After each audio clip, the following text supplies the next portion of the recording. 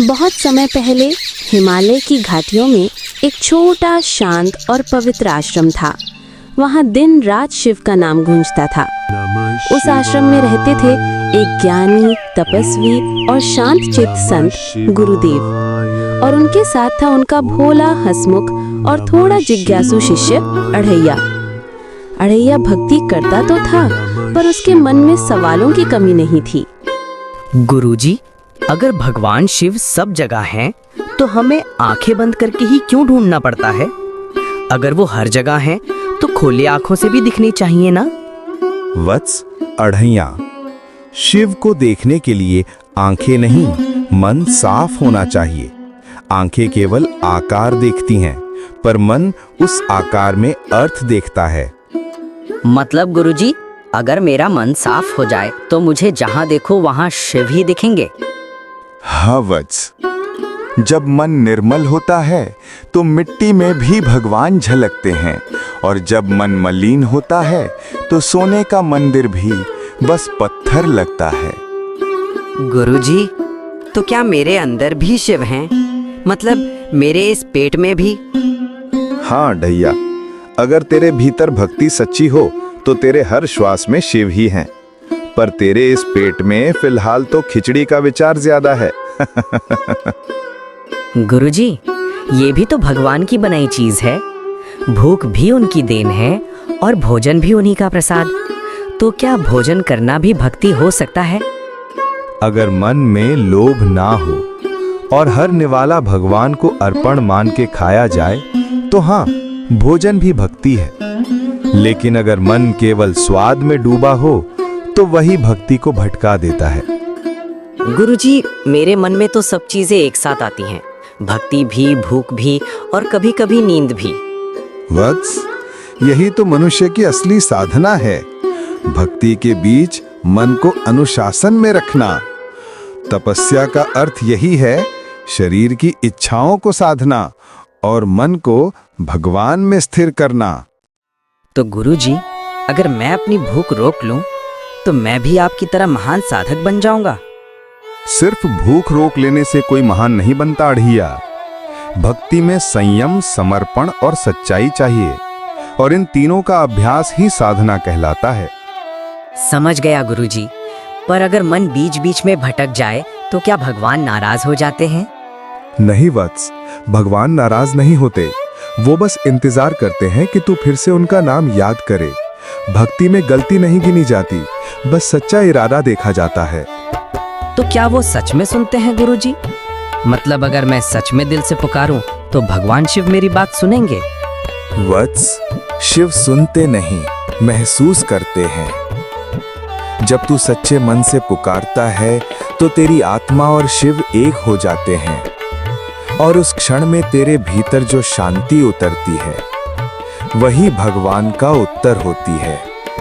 गुरुदेव के शब्दों ने अढ़ैया के मन में नई ज्योति जला दी।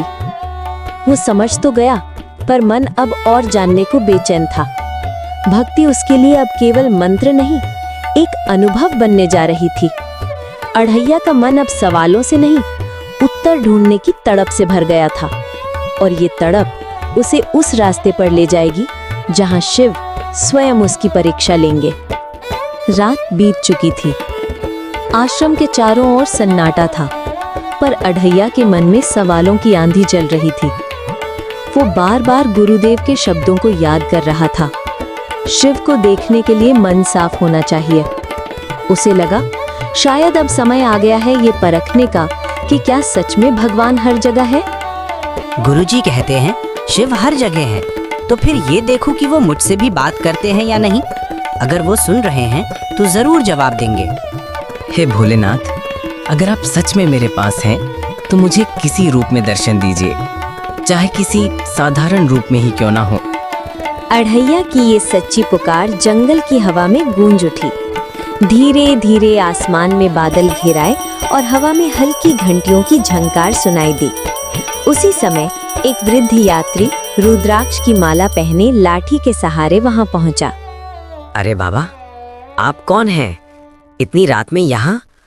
ये रास्ता तो सीधा आश्रम तक जाता है। वत्स, मैं तो एक यात्री हूँ।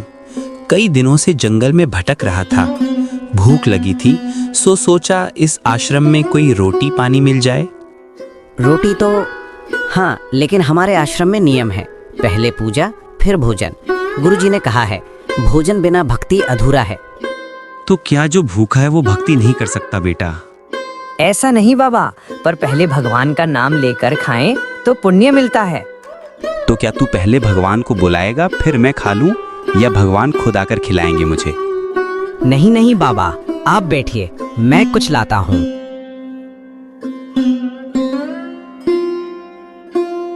ये लीजिए बाबा, थोड़ा सूखा है पर प्यार से दी है। तेरे हाथ की रोटी वत्स भोजन नहीं प्रसाद बन गई। तूने बिना सोचे बांट दी, यही असली भक्ति है। मतलब मैंने भी भक्ति की? हाँ, लेकिन याद रख, भक्ति शब्दों से नहीं कर्म से पहचान होती है। जिसे भूखे में भगवान दिखे वही सच्चा भक्त है। अढ़ैया के चेहरे पर चमक आ गई। उसने सोचा, क्या ये वही भगवान है जिनसे मैं बात कर रहा था? वो वृद्ध कुछ देर बाद उठे और जाने लगे। बाबा, आप कहाँ जा रहे हैं? रात है, जंगल में खतरनाक जानवर हैं। रुक जाइए ना, सुबह चले जाइएगा।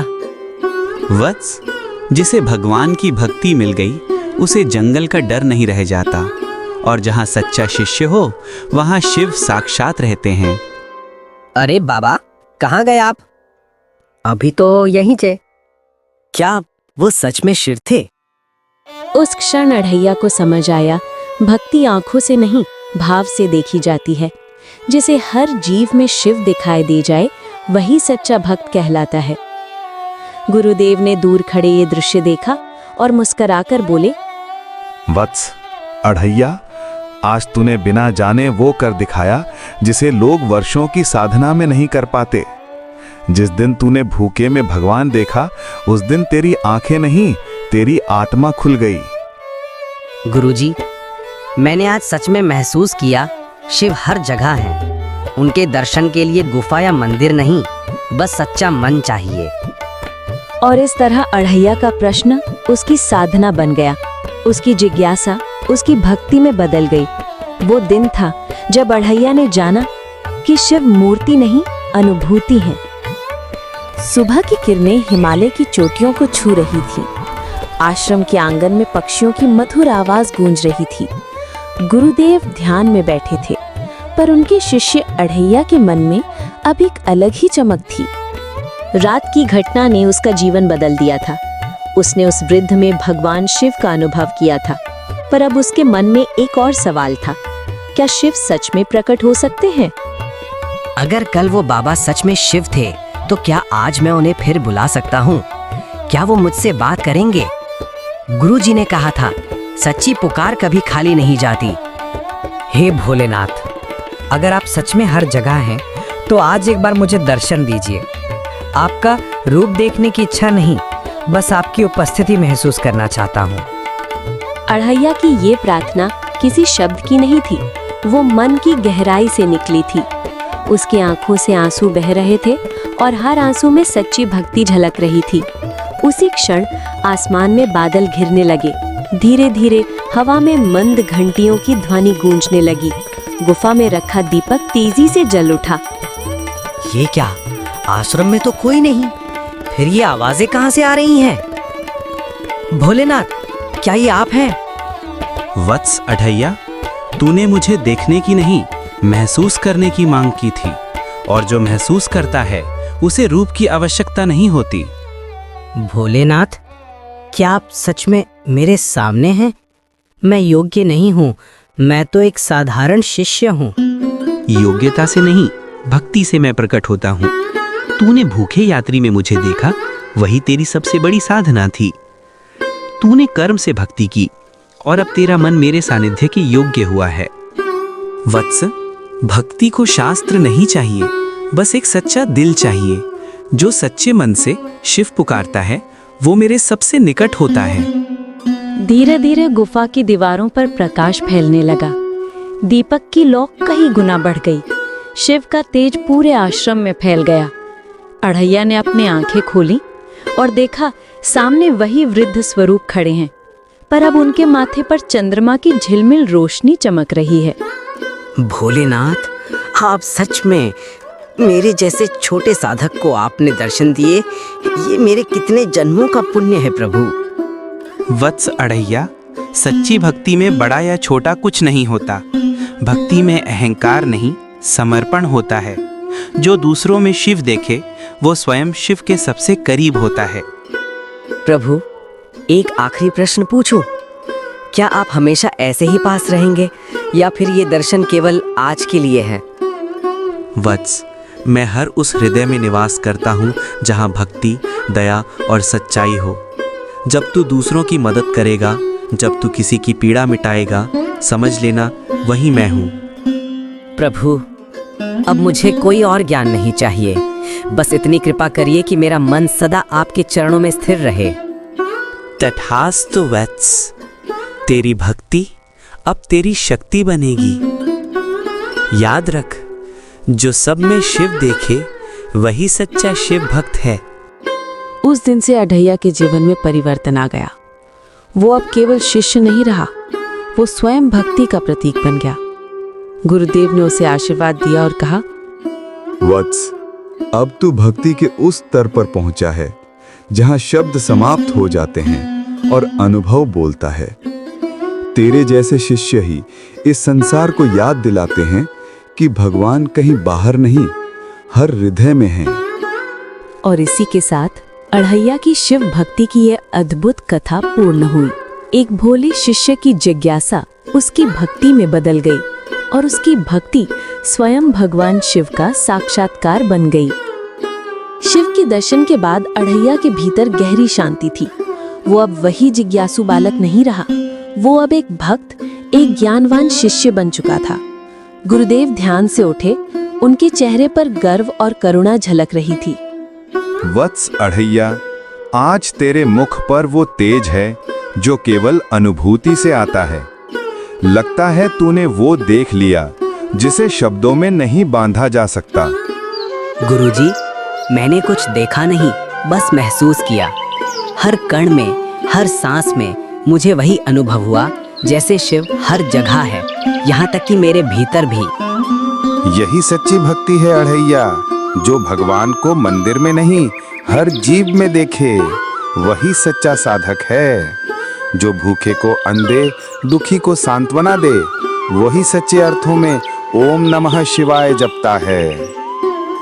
गुरुजी, पहले मैं सोचता था कि भगवान शिव केवल कैलाश पर हैं, पर अब समझ गया हूँ वे तो हमारे भीतर हैं, हर उस कार्य में जहाँ दया और प्रेम हो। वत्स, शिव को पाने के लिए तंत्र, मंत्र या चमत्कार की आवश्यकता नहीं, बस एक सच्चे मन की आवश्यकता है। जब मन निर्मल हो जाता है तो भगवान स्वयं उसमें प्रतिबिंबित हो जाते हैं।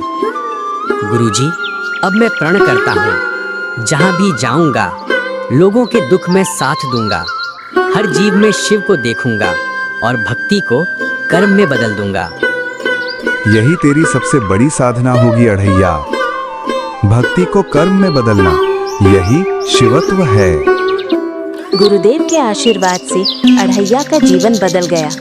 वो जहाँ भी गया लोगों को भक्ति, प्रेम और सेवा का मार्ग दिखाता गया। समय के साथ उसका नाम भक्ति की मिसाल बन गया। भक्ति केवल पूजा नहीं, भक्ति वो शक्ति है जो इंसान को इंसानियत से जोड़ती है। शिव हर उस हृदय में बसते हैं जो करुणा से भरा हो, जो दूसरों के लिए जलता दीपक बन सके। जो सब में शिव देखे वही सच्चा शिव भक्त है।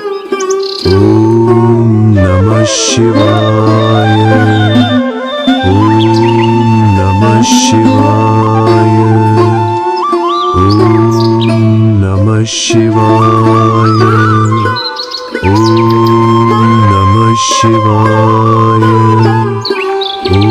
ओम नमः शिवाय, ओम नमः शिवाय, ओम नमः शिवाय।